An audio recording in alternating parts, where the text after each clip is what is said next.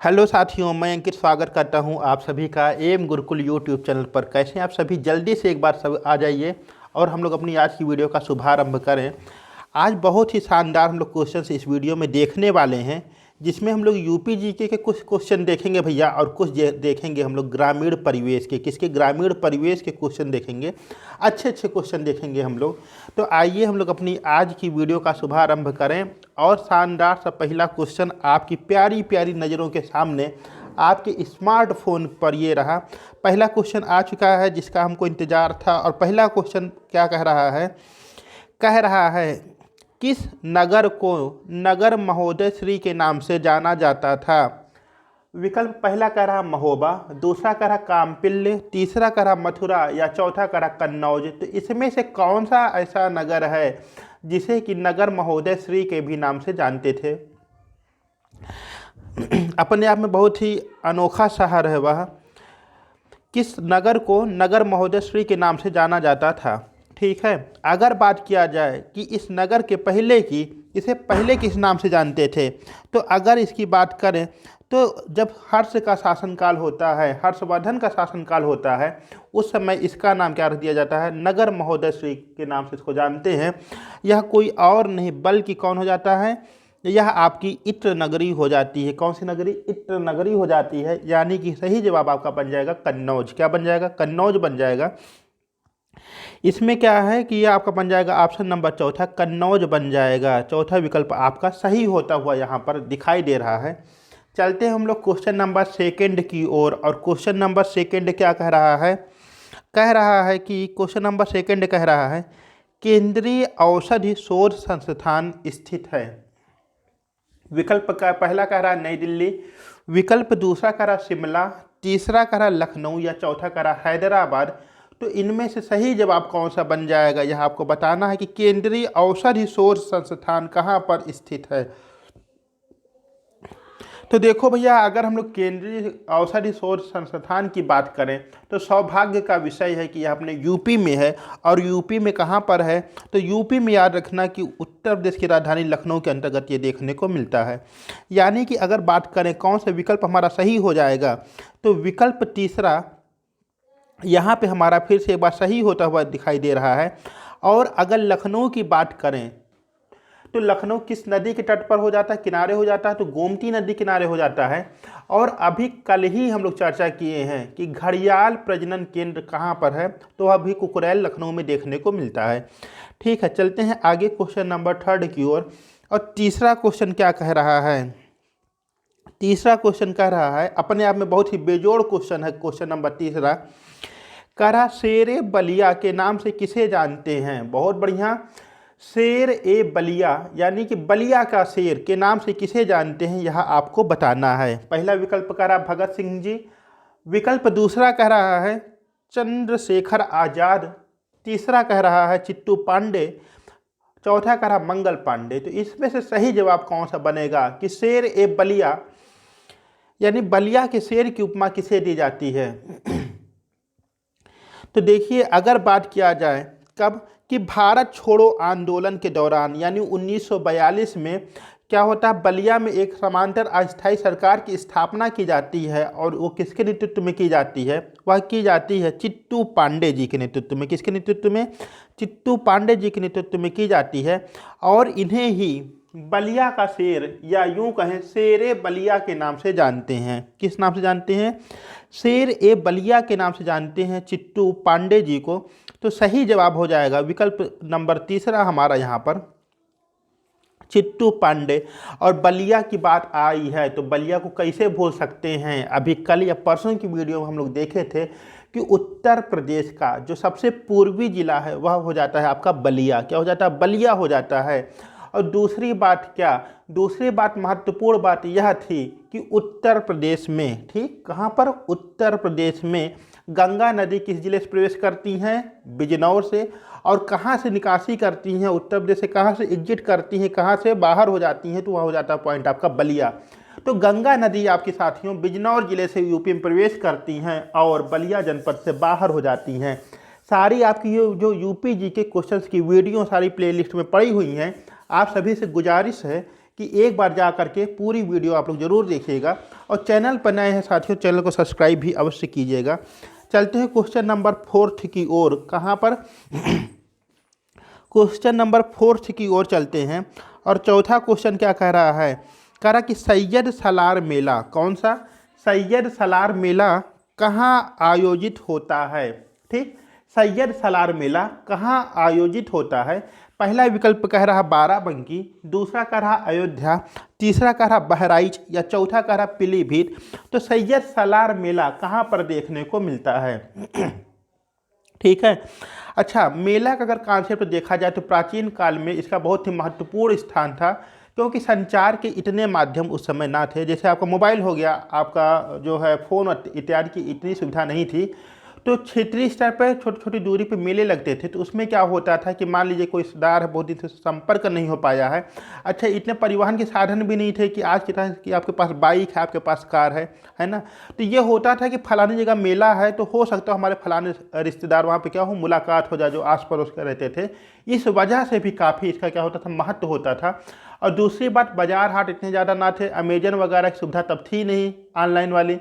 तो होता क्या था कि अपनी ज़रूरत की जो वस्तुएं हैं वो एक संभावना रहती थी कि मेले में आएंगी और वहाँ से जाकर हम उसको परचेज करेंगे। खैर, हम लोग यूपी की बात कर रहे हैं, उत्तर प्रदेश की बात कर रहे हैं। तो उत्तर प्रदेश में जो आपके मेले लगते हैं, जो पंजीकृत मेले हैं, इनकी संख्या लगभग 2500 हो जाती है। यानी 2500 प्लस मेले आपके देखने को मिलते हैं उत्तर प्रदेश के अंतर्गत। और अगर बात करें कि सर्वाधिक मेला कहाँ पर लगता है, तो याद रखिएगा उत्तर प्रदेश के मथुरा में। कहाँ? मथुरा में सर्वाधिक मेला देखने को मिलता है। और अगर बात करें सबसे कम मेला, उत्तर प्रदेश में सबसे कम मेला किस जनपद में लगता है, तो याद रखिएगा वह हो जाएगा पीलीभीत। क्या हो जाएगा? पीलीभीत। तो मथुरा में सर्वाधिक मेला और पीलीभीत में सबसे कम मेला देखने को मिलता है।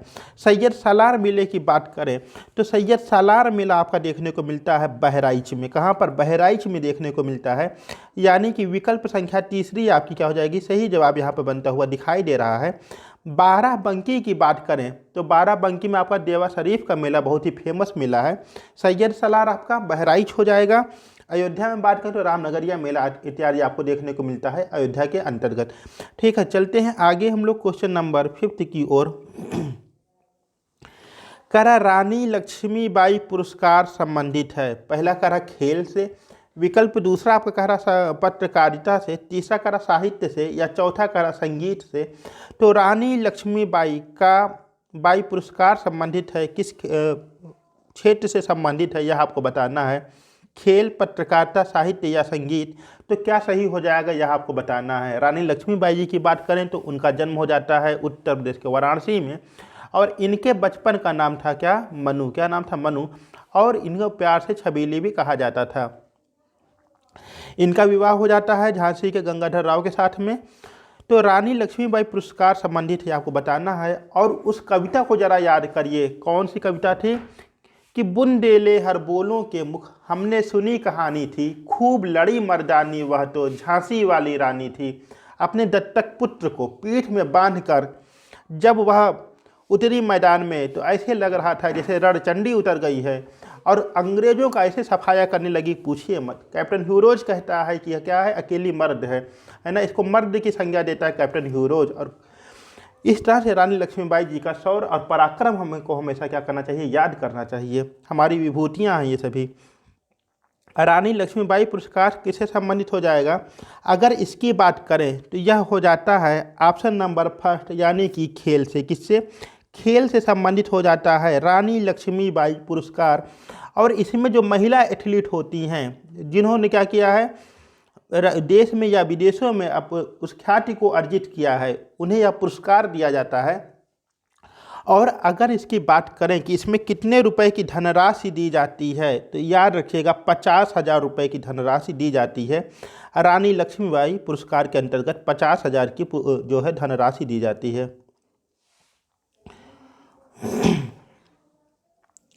ठीक है, चलते हैं आगे क्वेश्चन नंबर 6 की ओर। और क्वेश्चन नंबर 6 क्या कह रहा है? कह रहा कौन सा आयु वर्ग सर्व शिक्षा अभियान में शामिल है? ठीक है, पहला कह रहा है 4 वर्ष से लेकर के 12 वर्ष तक, विकल्प दूसरा कह रहा है आपका 6 वर्ष से लेकर के 14 वर्ष तक। विकल्प तीसरा कह रहा है 5 वर्ष से लेकर के 15 वर्ष तक का जो आयु वर्ग है वह सर्व शिक्षा अभियान के तहत इसका पात्र है। या चौथा कह रहा है 5 वर्ष से लेकर के 16 वर्ष तक की जो आयु वर्ग के हैं बच्चे वह इसके पात्र हैं। तो सर्व शिक्षा अभियान के अंतर्गत आप किस वर्ग को शामिल करेंगे आपको यह बताना है। ठीक, तो देखिए सर्व शिक्षा अभियान के अंतर्गत क्या हुआ है कि निःशुल्क जो है इनको पढ़ाई की व्यवस्था की जाती है और उसके अंतर्गत किस आयु वर्ग के बच्चों को रखा गया है तो याद रखिएगा वह हो जाता है आपका विकल्प संख्या दूसरा, यानी कि 6 वर्ष से लेकर के 12 वर्ष तक के जो बच्चे हैं इनको सर्व शिक्षा अभियान के तहत इनको पात्र माना जाता है। ठीक है, अगर बात किया जाए कि कौन सा अनुच्छेद इनके पढ़ाई संबंधित हो जाता है तो आर्टिकल नंबर 21A, कौन सा आर्टिकल 21A से संबंधित हो जाता है, जिसमें ये कहा गया है कि 6 वर्ष से लेकर के 14 वर्ष तक के बच्चों को निःशुल्क शिक्षा की व्यवस्था की जाए। ठीक है, चलते हैं क्वेश्चन नंबर 7 की ओर। और क्वेश्चन नंबर 7 कह रहा है प्रधानमंत्री उज्ज्वला योजना की शुरुआत कब हुई। ठीक है, पहला ऑप्शन कह रहा है 1 मई 2016, दूसरा कह रहा है 24 अगस्त 2014, तीसरा कह रहा है 1 मई सन 2010, या चौथा ऑप्शन आपका कह रहा है 2 अक्टूबर 2005। तो इसमें से ऐसा कौन सा विकल्प है जो इस बात की पुष्टि करता है कि प्रधानमंत्री उज्ज्वला योजना की शुरुआत कब हुई थी। ठीक है, तो अगर इसकी बात करें कि इसकी शुरुआत कब से हुई थी प्रधानमंत्री उज्ज्वला की, तो इसकी जो शुरुआत होती है वह होती है 1 मई सन 2016 से। कब से होती है? 1 मई सन 2016 से इसकी शुरुआत की जाती है और भारत के यशस्वी प्रधानमंत्री श्री नरेंद्र मोदी जी के द्वारा इसकी शुरुआत की जाती है उत्तर प्रदेश के बलिया से। कहाँ से? उत्तर प्रदेश के बलिया से इसकी शुरुआत की जाती है। अच्छा, इसका उद्देश्य क्या था? अगर हम लोग इसके उद्देश्य की बात करें तो महिलाओं को जो ईंधन के रूप में लकड़ी आदि प्रयोग करती थी उससे क्या, चूल्हे से जो धुआं उठता था उनके स्वास्थ्य के लिए बहुत ही हानिकारक होता था, तो उन तक स्वच्छ ईंधन पहुंचाने की व्यवस्था की गई थी। तो इसमें क्या था, सिलेंडर इत्यादि दिए जाते थे, गैस सिलेंडर दिया जाता था इसमें। और अगर बात किया जाए सर्वाधिक लाभार्थी राज्य कौन सा था, तो उत्तर प्रदेश में इसका सर्वाधिक लाभार्थी देखने को मिलते हैं। और इसके जो पात्र होते थे वो महिलाएं ही होती थी परिवार की, उनको मुखिया माना जाता था। और उसमें भी जो BPL यानी बिलो पॉवर्टी लेवल की होती थी उनको प्राथमिकता दी जाती थी, उन्हीं के लिए योजना मुख्य रूप से बनाई गई थी। इसके अगर अंतर्गत बात करें कि सर्वाधिक लाभार्थी कहाँ थे, तो उत्तर प्रदेश में थे। लगभग 14.6 मिलियन लाभार्थी इसके उत्तर प्रदेश में देखने को मिलते हैं। इसकी सफलता को लेकर के, क्योंकि ये कहीं आशा से अधिक सफलता दी, एक बार फिर से क्या हुआ, उज्ज्वला 2.0 की शुरुआत की गई। किसकी? उज्ज्वला 2.0 की शुरुआत की गई। और उज्ज्वला 2.0 की शुरुआत होती है 10 अगस्त 2021। कब? 10 अगस्त 2021 में होती है। उस समय क्या था कि कोरोना का टाइम पीरियड चल रहा था, तो प्रधानमंत्री क्या किए थे कि वर्चुअल माध्यम से इसकी शुरुआत किए थे। और उज्ज्वला 2.0 की शुरुआत जो हुई थी वह उत्तर प्रदेश के महोबा से हुई थी। ठीक है, तो सही जवाब बन जाएगा प्रधानमंत्री उज्ज्वला योजना की शुरुआत कब हुई, तो भैया याद रखना कि 1 मई 2016 को प्रधानमंत्री उज्ज्वला की शुरुआत की गई थी। चलते हैं आगे। दूसरा कह रहा है क्वेश्चन आपका, क्वेश्चन नंबर 8 कह रहा है कि देखिए फसलों और उनसे संबंधित रोग से आपके क्वेश्चन देखने को मिल रहा है, क्वेश्चन नंबर 8वां। और कह रहा है कि धान का खैरा रोग, कौन सा? धान का खैरा रोग किस तत्व की कमी से होता है? पहला कह रहा आयरन, दूसरा कह रहा नाइट्रोजन, तीसरा कह रहा जिंक, या चौथा कह रहा पोटास। तो इसमें से किस तत्व की कमी से धान में खैरा रोग हो जाता है? धान में खैरा रोग हो जाता है। ठीक, उसके लक्षण क्या होते हैं कि पत्तियां, जो धान की पत्तियां होती हैं वो पीली पड़ जाती हैं और उनके ऊपर भूरे भूरे चकत्ते पड़ जाते हैं, तो उनको कहा जाता है कि धान का ये खैरा रोग है। उसमें किस तत्व की कमी होती है? तो याद रखना भैया वो हो जाता है कौन सा आपका? ऑप्शन नंबर तीसरा, यानी कि इसमें कमी होती है जिंक की। किसकी कमी? जिंक की कमी हो जाती है, तो यह जो है खैरा रोग हो जाता है। और इसी जिंक को ही कहीं कहीं आप लिखा हुआ पाएंगे जस्ता, तो जिंक और जस्ता में कंफ्यूज मत होइएगा, दोनों एक ही चीज़ हैं। ठीक है, तो धान का खैरा रोग किस तत्व की कमी से होता है? वह हो जाएगा आपका जिंक की कमी से हो जाता है। चलते हैं आगे। क्वेश्चन नंबर 9 कह रहा है, क्या कह रहा है कि प्रदेश का राजकीय जलीय जीव है। पहला कह रहा डॉल्फिन, दूसरा कह रहा व्हेल, तीसरा कह रहा मगरमच्छ, या चौथा कह रहा सारस। जल्दी से बताइए क्या होगा सही जवाब इसका कि प्रदेश का राजकीय जलीय जीव है। बताओ, पता है? नहीं पता? तो देखिए, अगर हम लोग उत्तर प्रदेश के राजकीय जलीय जीव की बात करें तो वह क्या हो जाएगा? गंगा डॉल्फिन। क्या हो जाएगा? गंगा डॉल्फिन। विकल्प संख्या यहाँ पर पहला हमारा सही होता हुआ दिखाई दे रहा है।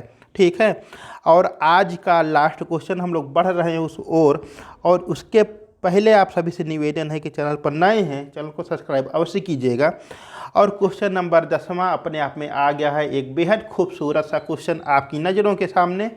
क्वेश्चन कह रहा है कि 1 फीट में कितने इंच होते हैं? ठीक, 1 फीट में कितने इंच होते हैं? पहला विकल्प कह रहा है 12, विकल्प दूसरा कह रहा है 2.54, तीसरा कह रहा है 3, चौथा कह रहा है इनमें से कोई नहीं। तो 1 फीट में कितने इंच होते हैं यह आपको बताना है। थोड़ा सा नाप जोक से क्वेश्चन आ गया है ना। तो 1 फीट में कितने इंच होते हैं? तो 1 फीट में हो जाते हैं आपके कितने इंच? 12 इंच। कितने हो जाता है? 12 इंच हो जाता है। यानी विकल्प संख्या यहाँ पर हमारी पहली सही होती हुई दिखाई दे रही है। अगर बात करें 2.54, क्या 2.54, क्या 2.54, ये क्या होता है? तो 1 इंच में, किसमें? 1 इंच में, 1 इंच में, 1 इंच में 2.54 सेंटीमीटर होता है। अगर 3 क्या है, जो विकल्प संख्या आप तीसरी देख रहे हैं, इसमें 3 क्या है? तो 1 गज में 3 फीट होता है। ठीक है, तो 1 फीट में कितने इंच होते हैं? 12 इंच होते हैं। 1 इंच में कितने सेंटीमीटर होते हैं? तो 2.54 सेंटीमीटर होते हैं 1 इंच में। और अगर 1 गज की बात करें तो 1 गज में आपका 3 फीट देखने को मिलता है। इसी के साथ ही साथियों, आज हम आप सभी से विदा लेते हैं आज की वीडियो में। मिलते हैं अपनी अगली वीडियो में, तब तक के लिए नमस्कार। चैनल पर नए हैं, चैनल सब्सक्राइब अवश्य करिएगा। वीडियो पूरी देखने के लिए आप सभी का तहे दिल से शुक्रिया।